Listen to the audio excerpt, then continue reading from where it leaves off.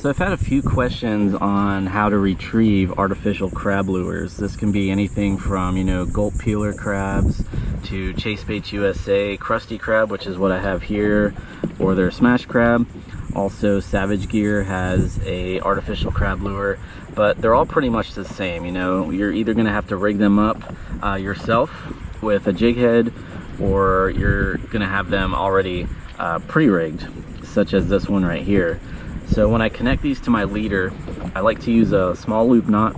This is just a non-slip loop knot, and also scent. Because when I'm using these baits, I'm usually fishing for black drum or redfish. I'm either sight casting to them, or I'm retrieving these lures very slowly. So my favorite type of scent to use for them is Procure. This is just the inshore saltwater scent. You can also use shrimp or blue crab. They all work the same as long as they're nice and smelly, because redfish and black drum, because you are moving this very slowly, they will very quickly pick up on scent. So it'll leave a nice scent trail in the water. So I'll just squeeze a bit on there, smear it around, sort of spread it out, maybe get some on the legs there. And this stuff will stay on for a good amount of time. Now I'll only really add scent to, some of these lures that are made out of either PVC or TPE. They don't have scent on them already. Now with gulp, they're already scented really well, so you don't have to add any extra scent to them.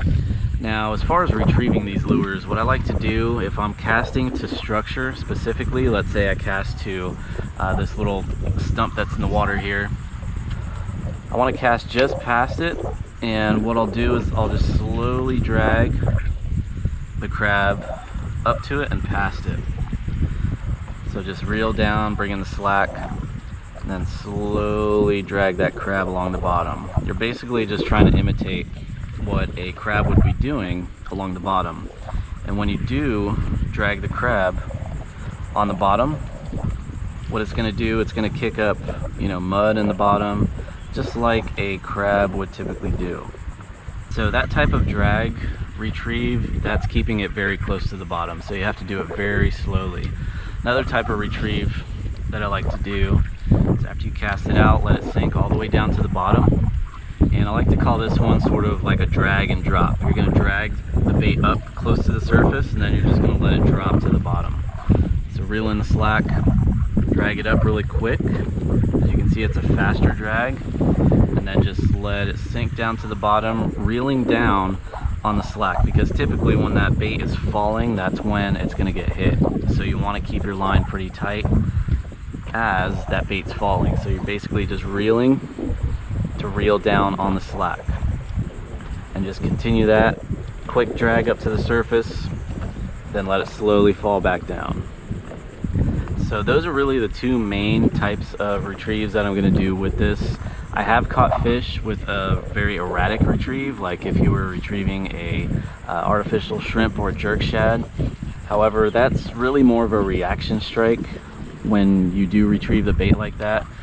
When you cast it out, especially if the water's really dirty, like it is right here, if the fish feels something moving through the water and then sees it, it'll usually go after it. So just do 2 quick bounces, just like if you were retrieving a jerk shad or a shrimp. 2 quick bounces, let it sink. 2 quick bounces, let it sink. See the rod tip there. 2 bounces, let it sink.